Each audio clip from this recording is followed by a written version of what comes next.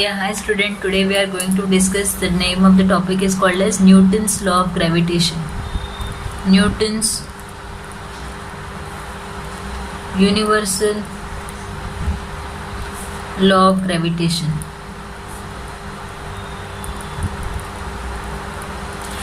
What do you think कि ये जिस एप्पल की स्टोरी से स्टार्ट हुआ and then he gave the law? No. He studied all the scientists because we have already discussed the gravitation, the history of the gravitation, and you know the depth of the topic is. He already studied all these things. और उनको law देने के लिए almost he took the 18 months and extremely he took like a 20 years to make the whatever he did for that particular theories. Not with one theory, but all the theories he would take almost 20 years for that. And according to his theory, what he says that कि every object in the universe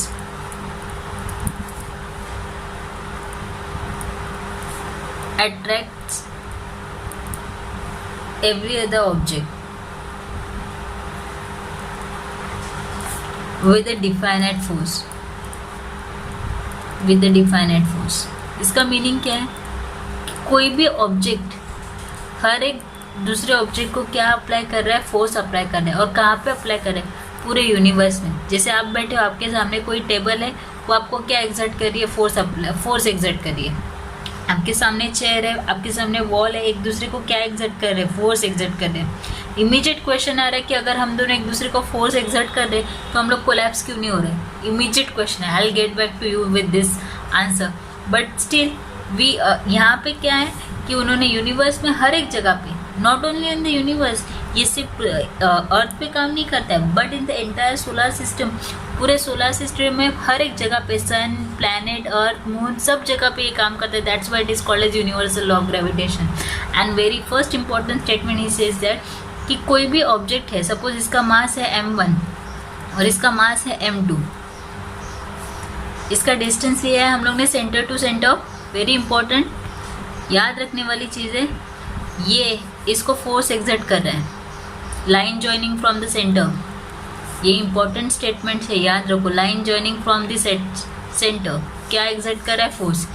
ये object इसको exert कर रहा है force, ये object इसको exert कर रहा है फोर्स. सपोज ये आप हो, ये आपके सामने पिज्ज़ा है, एक दूसरे को फोर्स एग्जर्ट कर रहे हैं, तो force is directly proportional to product of the masses. First statement he says that कि फोर्स किसके प्रोपोर्शनल है? फोर्स इज डायरेक्टली प्रोपोर्शनल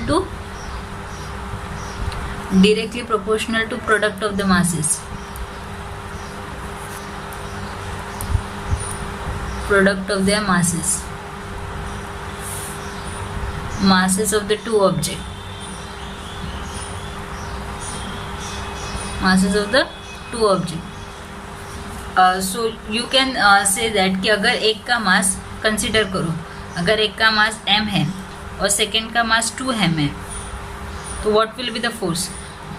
करो डायरेक्टली प्रोपोर्शनल. ये m है, ये 2m है, तो फोर्स क्या होगा? मल्टीप्लाई करके क्या होगा? फोर्स डबल होगा. यस और no?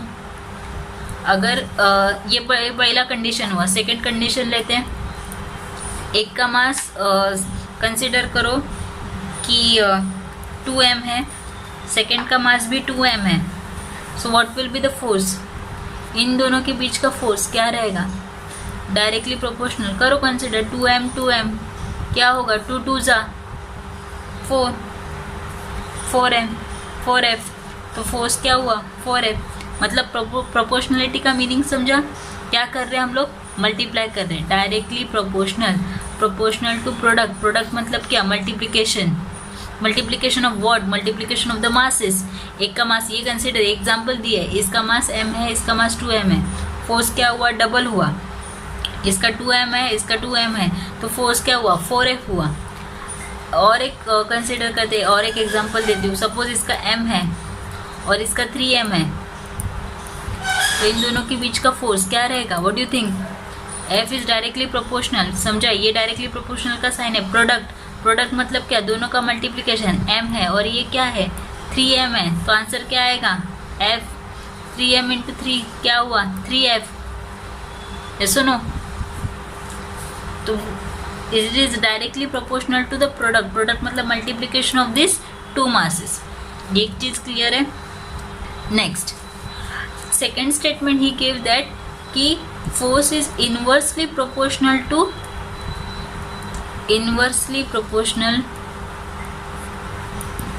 proportional to the square of the distance between them. Inversely proportional to the square of the distance between them. Square of the distance. मतलब कैसे? अभी f is inversely proportional to the distance. Distance क्या है? दोनों का distance क्या है? d है. Inversely मतलब क्या? 1 upon inversely proportional. Square मतलब square किसका? Distance का. d का square. Square of the distance between them. तो फर्स्ट स्टेटमेंट क्या था? It is directly proportional to the product of the masses. Second statement है inversely proportional to the square of the distance between them. अभी इसका meaning क्या है? और इसका एक एग्जांपल देती हूँ कि अगर ये एक मास है m, ये दूसरा मास है m, इनका डिस्टेंस अगर 2d है, so what will be the force? क्या होगा? We know that directly proportional to the product of the masses. m1 m2 लेती हूँ. m1 and m2 inversely proportional to the square of the distance. 2d का square मतलब क्या है? क्या हुआ? 2 का स्क्वायर क्या है? 2 का स्क्वायर क्या है? 4. d का स्क्वायर क्या है? d square. तो फोर्स क्या आया? f/4. कितने गुना, कितने परसेंटेज, कितने गुना घट गया है? 4 गुना कम हो गया. यस और नो? यस और नो? 2d मतलब क्या? ये दोनों दूर हो गए. अगर ये दोनों दूर हो गए तो फोर्स कितने गुना, कितना इसमें कम हो गया? 1/4 के इसमें कम हो गया. मतलब ये सपोज ये एक पेन है, ये एक पेन है, ये एक डिस्टेंस पे है, इनका डिस्टेंस मैंने डबल कर दिया.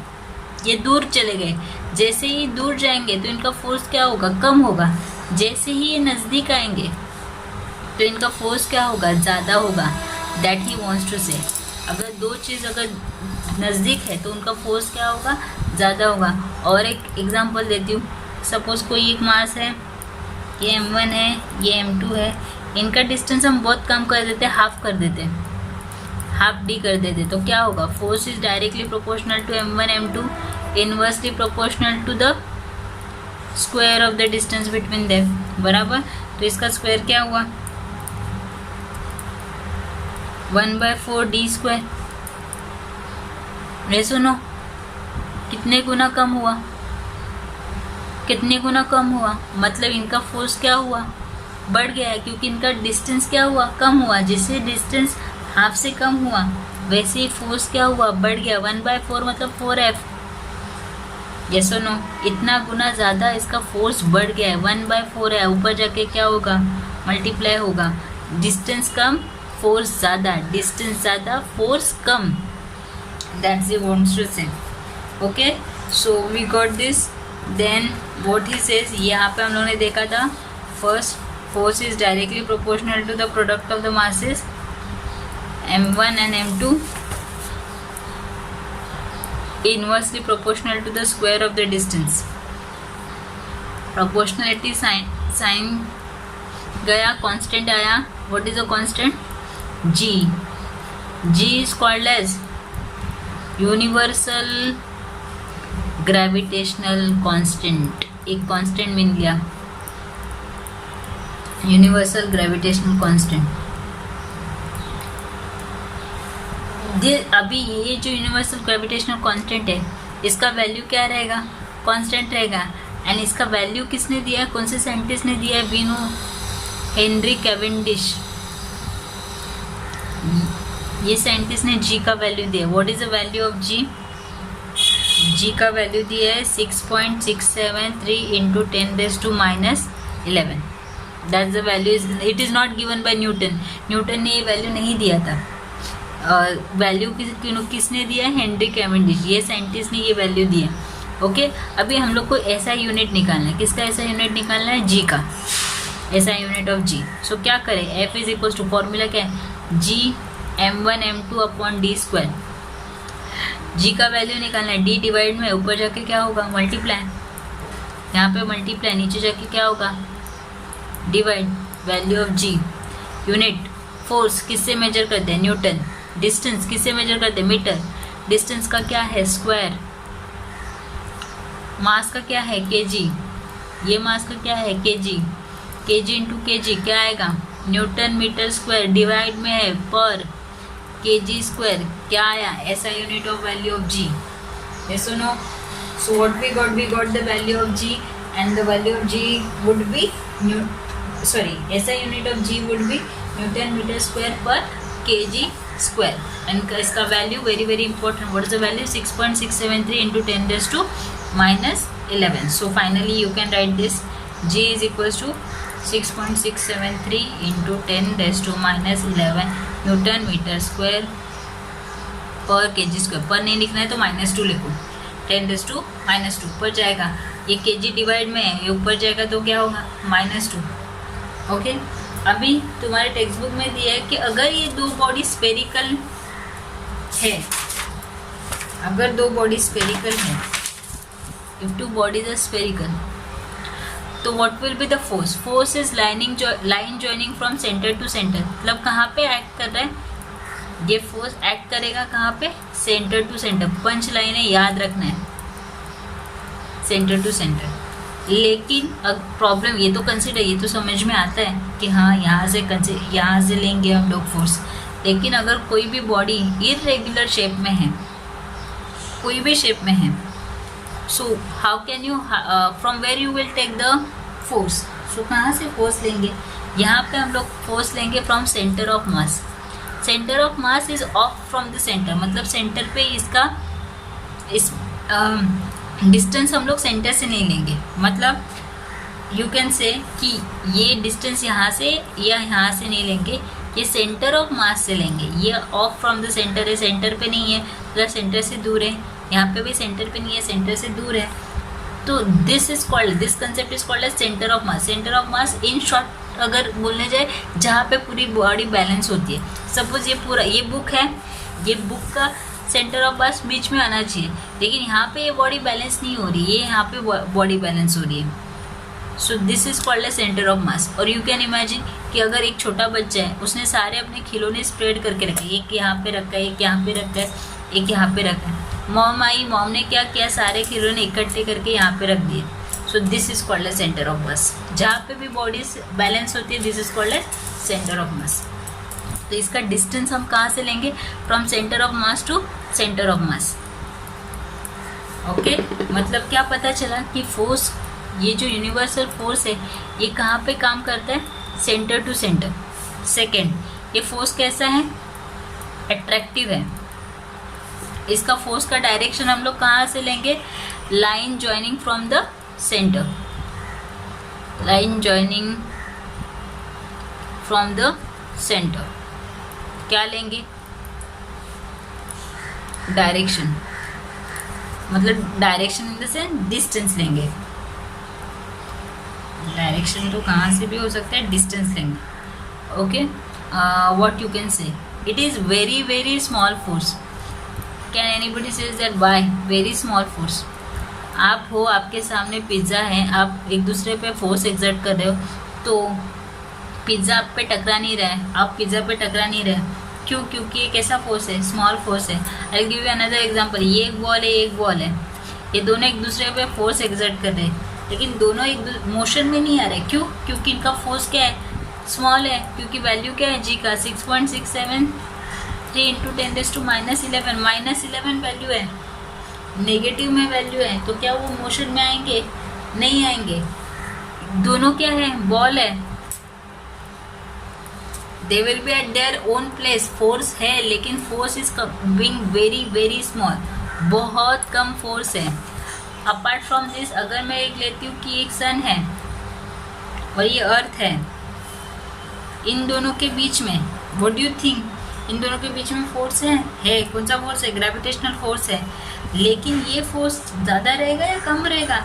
बट ऑब्वियस है ज़्यादा रहेगा. क्यों? क्योंकि सन का मास क्या है? ज़्यादा है. अर्थ का मास क्या है? ज़्यादा है. We know that force is directly proportional to the product of the masses.